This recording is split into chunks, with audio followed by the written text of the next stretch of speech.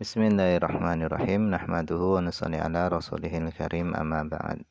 Insyaallah pada kesempatan ini kita akan melanjutkan kembali pembacaan kitab Kasyifatus Saja.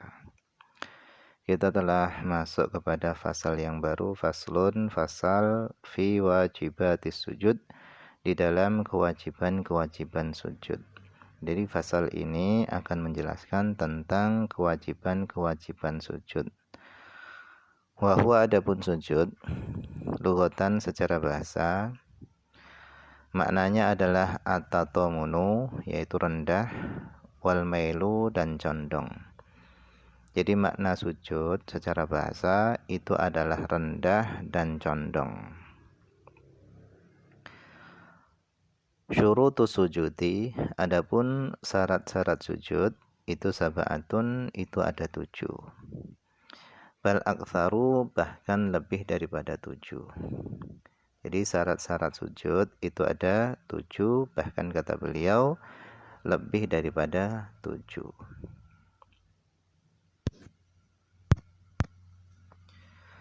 Ahaduha, yang pertama dari 7 syarat tadi adalah ayyasjuda, hendaknya musalli sujud ala sab'ati a'dha'in, atas 7 anggota. 5 ruya, berdasarkan hadis yang diriwayatkan an Ibni Abbasin, daripada Ibnu Abbas, annahu qala, bahasanya beliau berkata, qala Rasulullah sallallahu alaihi wasallam, bersabda Rasulullah sallallahu alaihi wasallam. Beliau bersabda, umirtu, aku diperintahkan, an asjuda, supaya aku sujud, ala sab'ati a'dhumin, di atas 7 tulang. Yang pertama alal jabhati, di atas dahi, wal yadaini, di atas 2 tangan, wa rukbataini, dan di atas 2 lutut, wa atrafil qadamaini, dan di atas ujung-ujung jari 2 kaki, wa alla yakufa, dan hendaknya aku tidak melipat athyaba, pakaian, wasya'ra, dan tidak menggulung rambut. Rawahu Syaikhun, hadis ini diriwayatkan oleh Imam Bukhari dan Imam Muslim. Intinya hendaknya seorang sujud itu di atas 7 anggota. Yang pertama di atas dahi, kemudian 2 tangan, kemudian 2 lutut, dan ujung-ujung 2 kaki. Ujung-ujung jari 2 kaki. Nah, ini syarat yang pertama.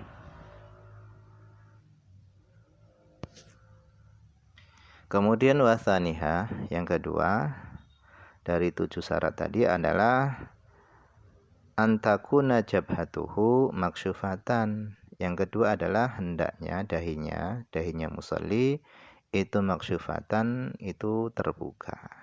Hendaknya dahinya musalli itu terbuka, tidak boleh terhalangi dengan sesuatu apapun.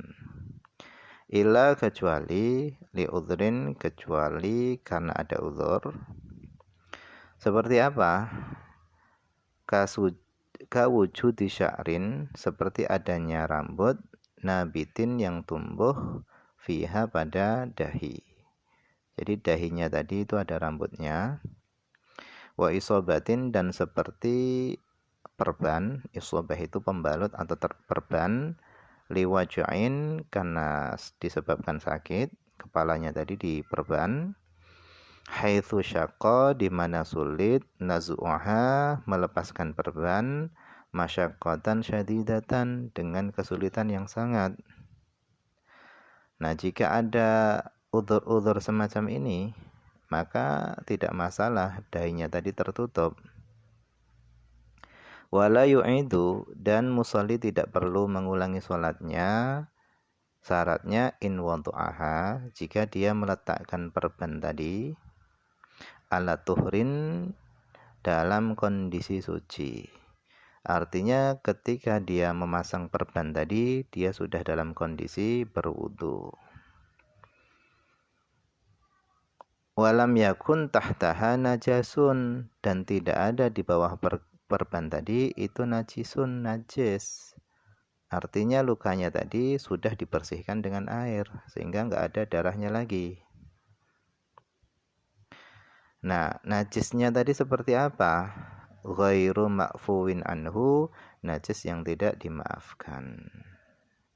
Jadi kalau meletakkan perbannya tadi itu dalam keadaan suci, dia sudah dalam keadaan berwudu, dan di bawah perban tadi itu tidak ada najisnya, darahnya sudah dihilangkan, maka ketika dia sudah sembuh daripada sakitnya, dilepaskan perbannya, maka dia tidak perlu lagi mengulangi sholatnya. Tidak perlu mengulangi sholatnya.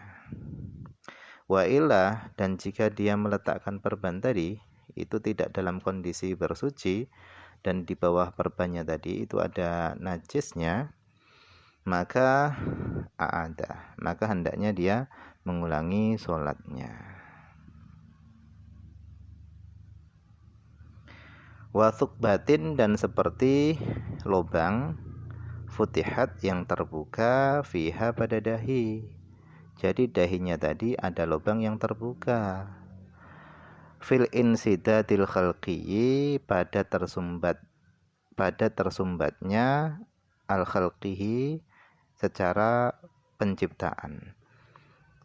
Artinya dari lahir alat kelaminnya tadi itu sudah tersumbat, kemudian keluar kencingnya tadi itu lewat dahinya, lewat lubang yang ada pada dahinya. Maka bagaimana? Fayura'a, maka hendaknya diperhatikan asatru, menutup dahinya tadi.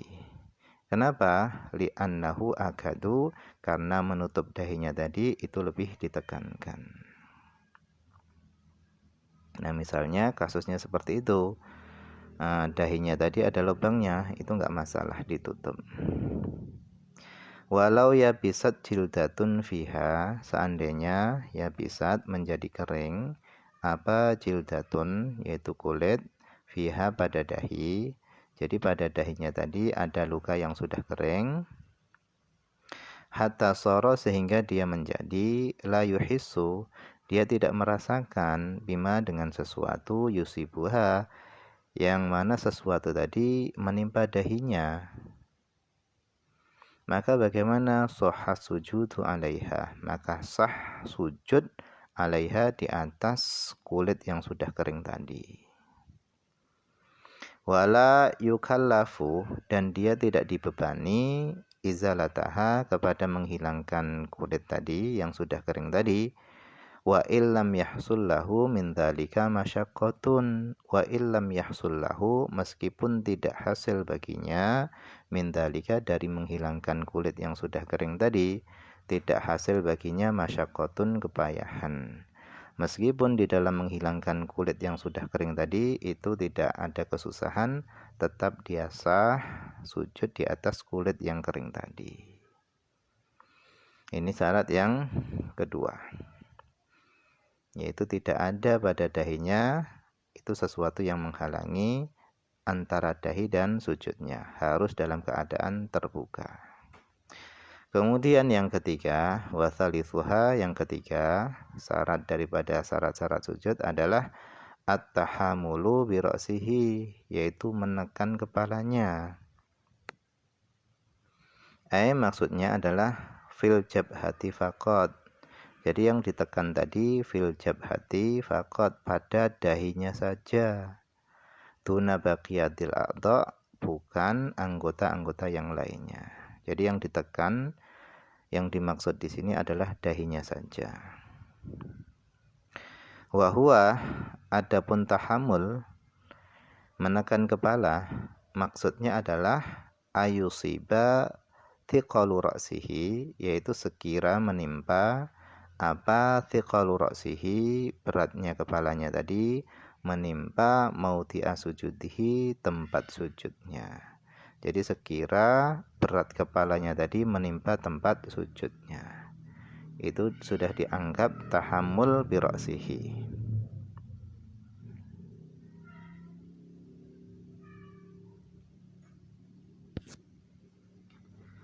Kemudian warabi'uha yang keempat adalah adamul huwiyyi li ghairihi, yaitu tidak turun li ghairihi untuk selain sujud.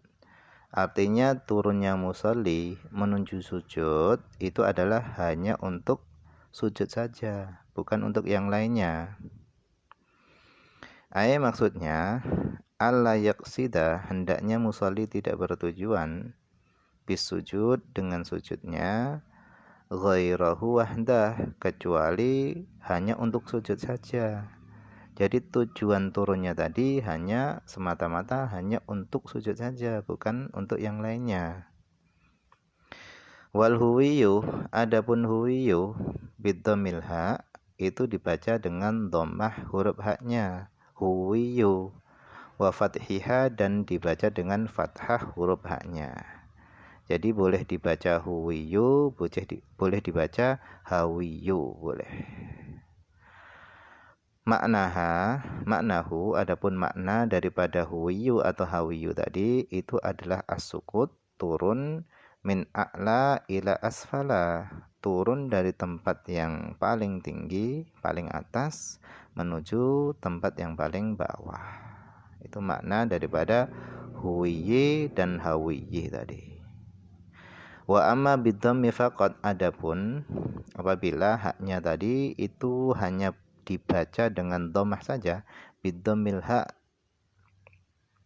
faqat, hanya dibaca dhammah haknya saja, fa maknahu, maka adapun maknanya, jadi kalau hanya dibaca huwiyi saja, tidak boleh dibaca hawiyi, yang dimaksud adalah al-irtifa, itu maknanya adalah naik. Jadi ada perbedaan, kalau boleh dibaca dua-duanya, huwiyi dan hawiyi, itu maknanya turun dari tempat yang tinggi menuju ke tempat yang bawah. Tapi kalau hanya huwiyi saja dibaca dhammah haknya, maka maknanya adalah irtifa, yaitu naik. Kadza fil misbah, demikian yang tertulis di dalam kitab Misbah, kitab Misbahul Munir. Kemudian wa khamisuha, yang kelima daripada syarat-syarat sujud adalah alla yasjuda ala syai'in, hendaknya musalli tidak sujud ala syai'in, di atas sesuatu, al-muttasilin bihi, sesuatu tadi bersambung bihi dengan musalli. Jadi seorang tidak boleh sujud di atas sesuatu yang mana sesuatu tadi bersambung dengan dirinya. Yataharraku, di mana sesuatu tadi bergerak, biharokatihi, dengan sebab gerakannya musalli. Yang bergerak tadi fi qiyamihi, di dalam berdirinya. Walau bil quwah, meskipun dengan kuwah. Bi an shalla qaidan, yaitu dengan sekira dia sholat dengan duduk, wasajada, dan dia sujud, ala muttasilin bihi, di atas sesuatu yang bersambung dengan dirinya. Misalnya dia sujud di atas serban yang dia pakai, tetapi serban yang dia pakai itu adalah sangat panjang, sehingga ketika dia sholat dengan duduk, serbannya tadi tidak bergerak. Kenapa? Karena saking panjangnya serbannya. La yataharraku biharokatihi, yang sesuatu tersebut itu tidak bergerak biharokatihi, dengan sebab gerakannya, fil qu'ud, ketika duduk.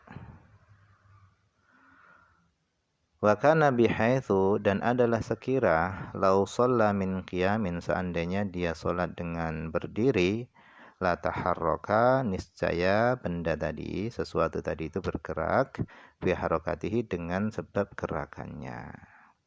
Fayaduru dzalika, maka berbahayalah apa dzalika, hal itu. Yang dimaksud dzalika adalah sujud di atas sesuatu yang bersambung tadi. Itu berbahaya, artinya berbahaya tentang keabsahan sholat, membahayakan keabsahan sholat, menjadi sujudnya tadi tidak sah. Jadi misalnya serban atau rida, selendang yang biasa diletakkan pada bahu kita itu memanjang ke depan, yang seandainya kita sholat dengan cara duduk, misalnya sakit, serban dan rida tadi itu tidak bergerak dengan gerakan sholat kita. Akan tapi ketika kita sholat dengan berdiri, serban tadi akan bergerak. Maka sujud di atas serban tersebut itu dianggap menghalangi sujud kita. Sehingga sujud di atas serban tersebut itu tidak sah. Nah, insya Allah kelanjutannya syarat yang kelima ini kita akan lanjutkan pada kesempatan yang akan datang.